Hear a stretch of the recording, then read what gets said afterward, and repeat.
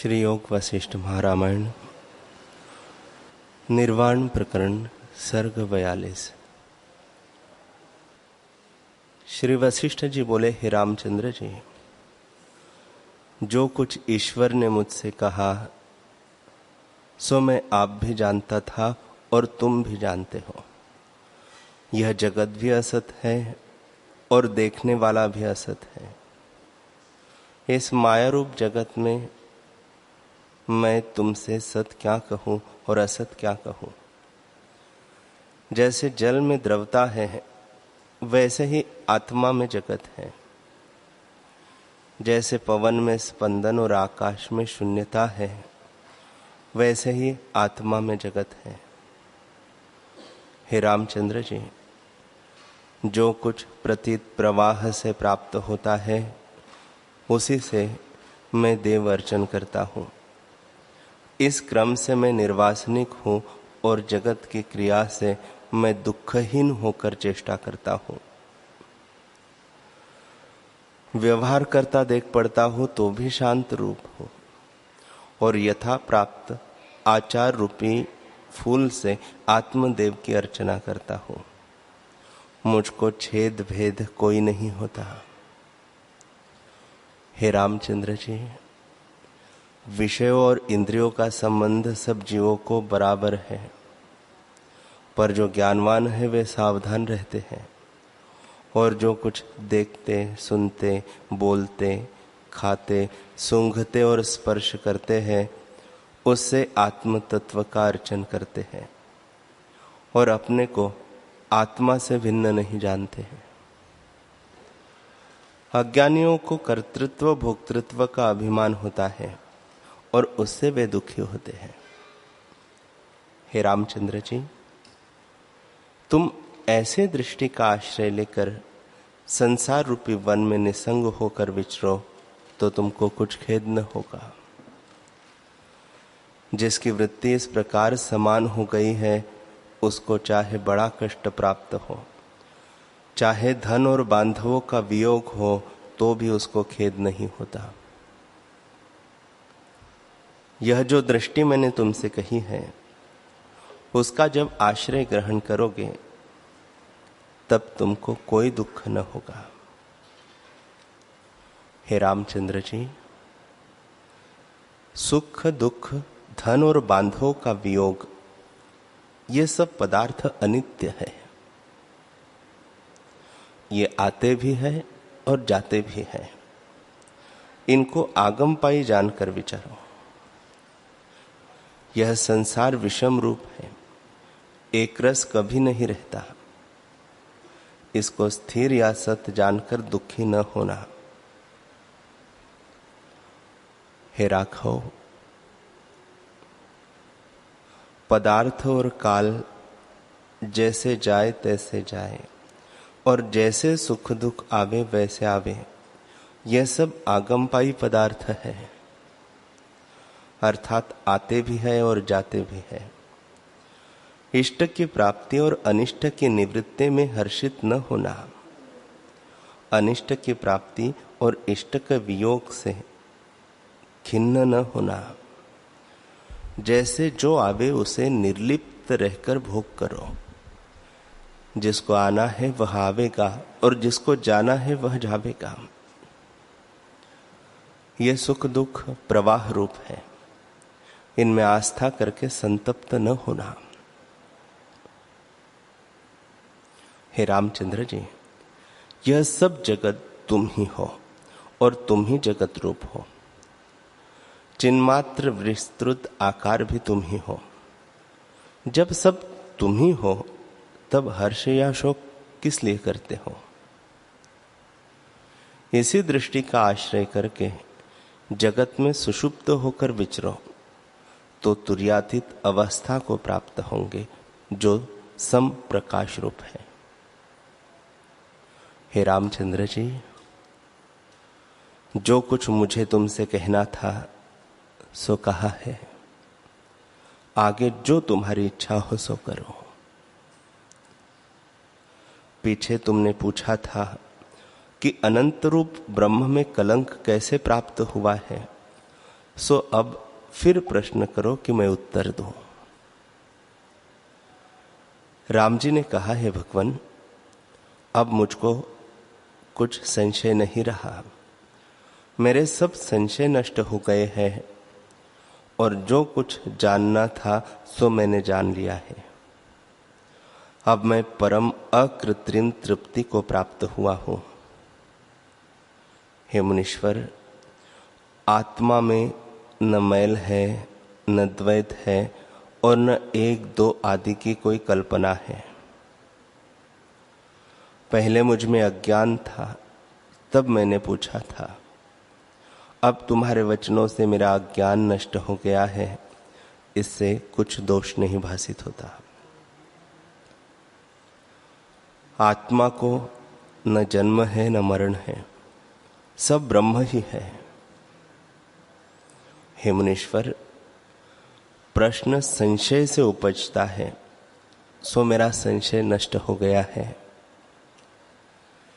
जैसे यंत्री की कठपुतली न हिलाने से अचल होती है, वैसे ही संशय से रहित मेरा मन स्थिर निश्चल हो गया है। सर्व सारों का सार मुझे प्राप्त हुआ है।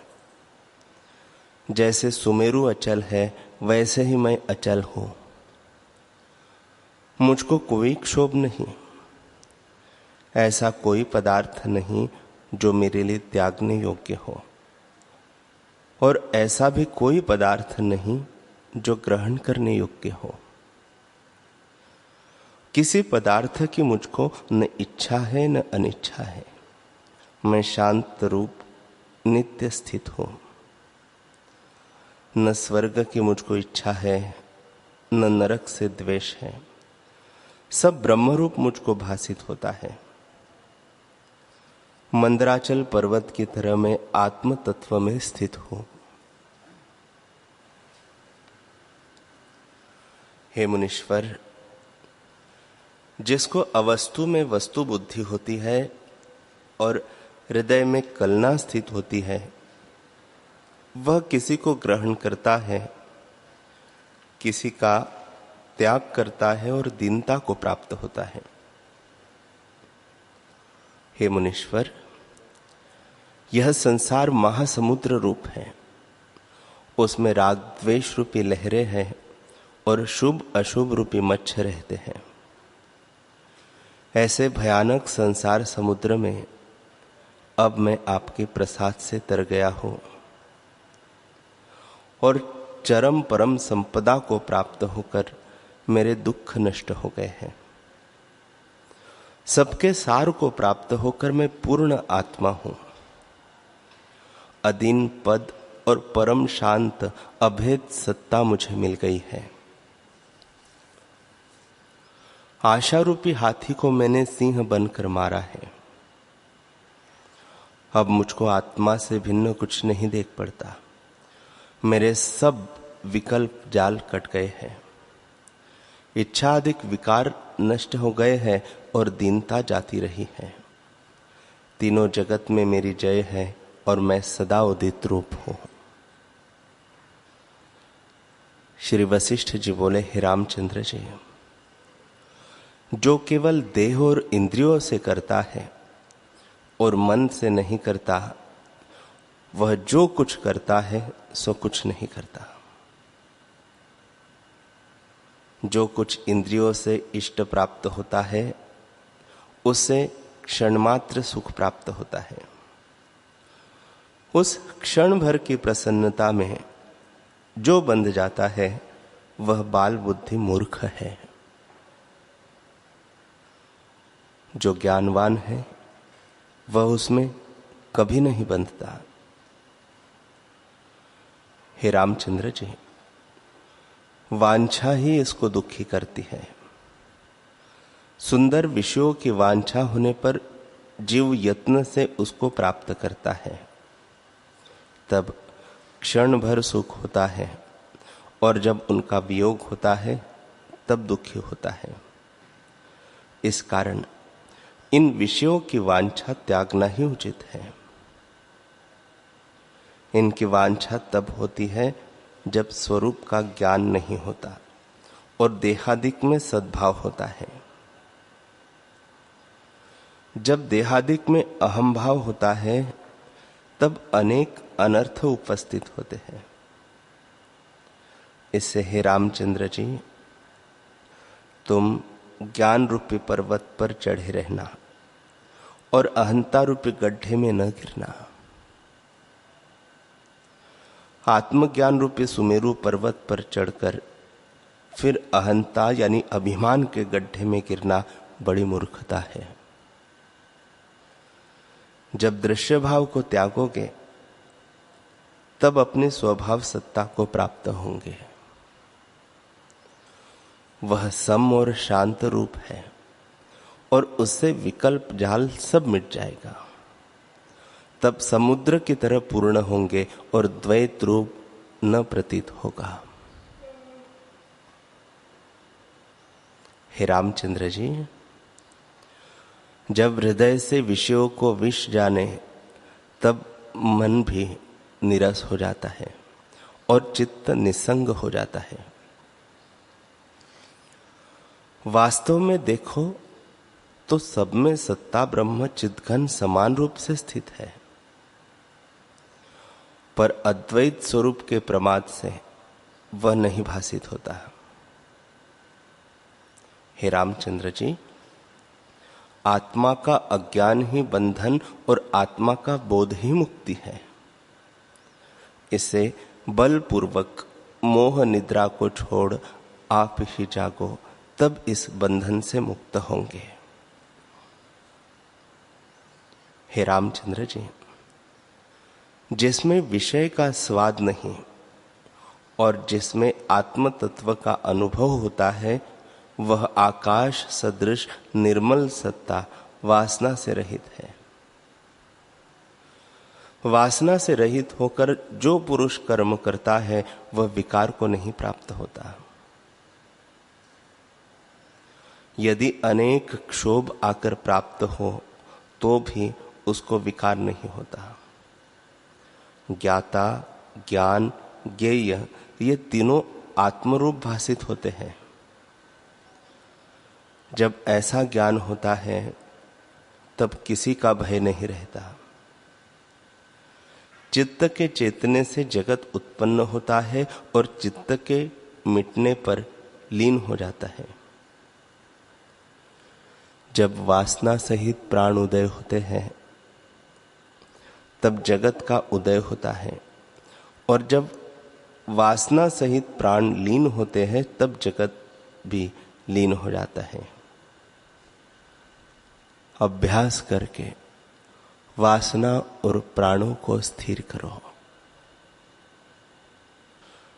जब मूर्खता उदय होती है तब कर्म उदय होते हैं, और मूर्खता के लीन होने पर कर्म भी लीन हो जाते हैं। इसे सत्संग और सत्शास्त्रों के विचार से मूर्खता को नष्ट करो।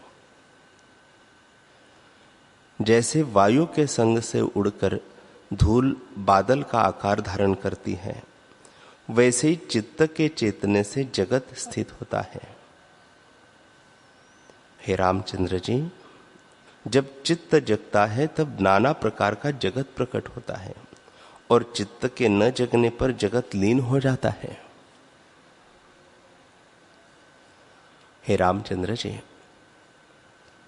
वासना शांत हो अथवा प्राणों का निरोध हो तब चित्त अचित हो जाता है, और जब चित्त अचित हुआ तब जीव परम पद को प्राप्त होता है। हे रामचंद्र जी, दृश्य और दर्शन संबंध के बीच में जो परमात्मा सुख और एकांत सुख है वह संवित ब्रह्म रूप है।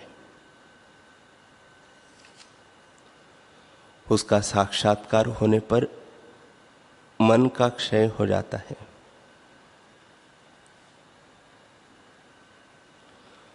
जहां चित्त नहीं उपजा वह जो चित्त से रहित अकृत्रिम सुख है। ऐसा सुख स्वर्ग में भी नहीं होता, जैसे मरुस्थल में वृक्ष नहीं होते। वैसे ही चित्त सहित विषयों से सुख नहीं होता। चित्त के उपशम में जो सुख है वह वाणी से कहा नहीं जा सकता। उसके समान या उससे बढ़कर कोई सुख नहीं है।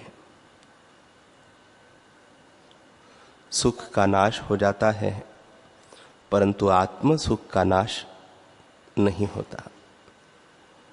वह अविनाशी है और उत्पत्ति विनाश से रहित है। हे रामचंद्र जी, अबोध से चित्त उदय होता है और आत्मबोध से वह शांत हो जाता है। जैसे मोह से बालक को वैताल दिखाई देता है और मोह के नष्ट होने पर नष्ट हो जाता है, वैसे ही अज्ञान से चित्त का उदय हुआ है और अज्ञान के नष्ट होने पर वह नष्ट हो जाता है। यदि चित्त विद्यमान भी भासित होता है तो भी बोध से वह निर्बीज हो जाता है। जैसे पारस से मिलकर तांबा स्वर्ण हो जाता है तो उसका आकार तो वही देख पड़ता है, पर तांबे के भाव का अभाव हो जाता है। वैसे ही अज्ञान से जगत भासित होता है और अज्ञान से चित्त अचित्त हो जाता है। जड़ जगत नहीं भासित होता, ब्रह्म सत्ता ही भासित होती है और वह सत्पथ को प्राप्त होती है। परंतु नाम रूप वैसे ही भासित होते हैं। हे रामचंद्र जी, ज्ञानी का चित्त भी कर्म करता देख पड़ता है, परंतु चित्त अचित्त हो जाता है। जो अज्ञान से भासित होता है वह ज्ञान से शून्य हो जाता है। जो जगत अबोध से भासित था वह बोध से शांत हो जाता है, फिर नहीं उपजता। वह चित्त शांत पद को प्राप्त होता है। कुछ समय तक तो वह भी तुर्यावस्था में स्थित विचरता है, पर फिर तुर्यातीत पद को प्राप्त होता है।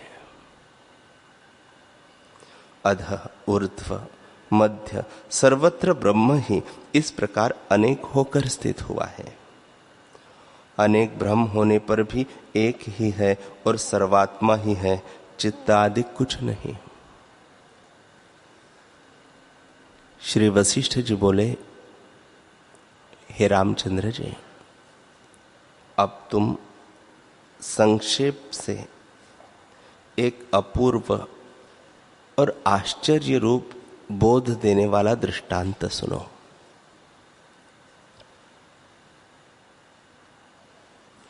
एक बेल फल है जिसका विस्तार अनंत योजन पर्यंत है।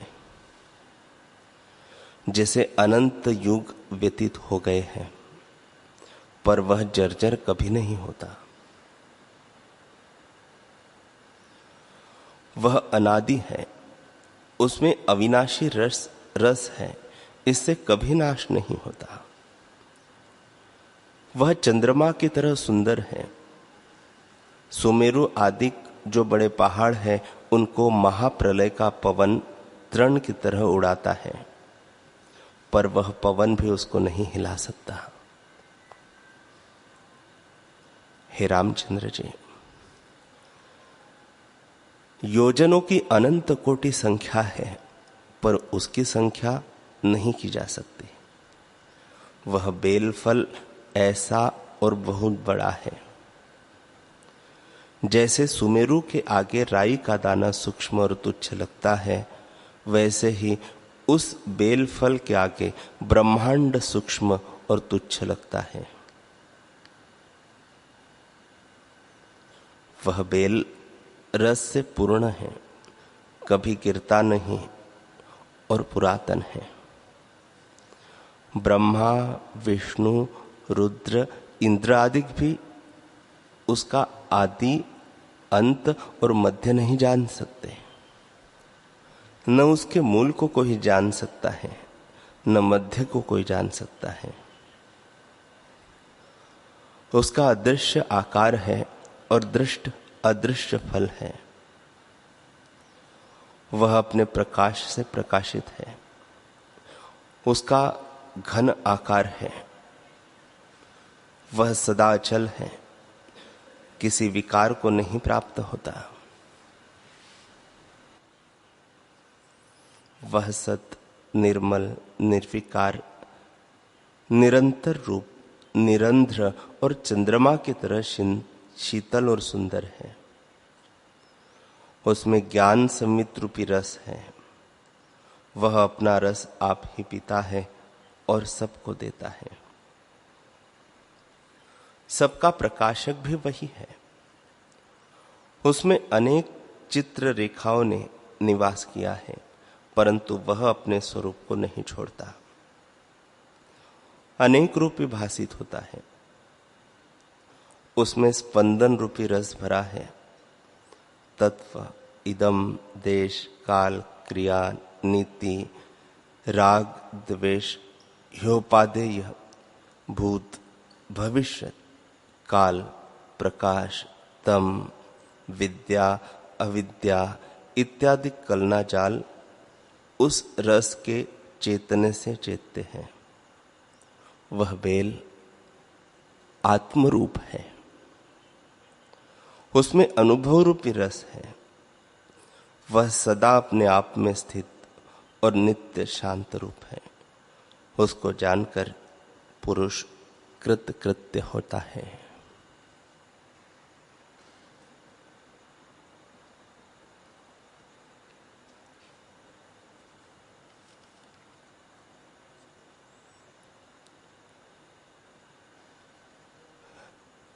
हरि ओम।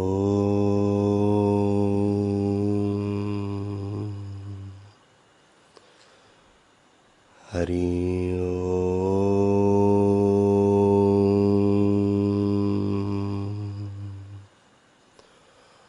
ओम सहनाववतु सहनौ भुनक्तु सह वीर्यं करवावहै तेजस्विनावधीतमस्तु मा विद्विषावहै। ओम शांति शांति शांति। श्री सद्गुरुदेव भगवान की जय।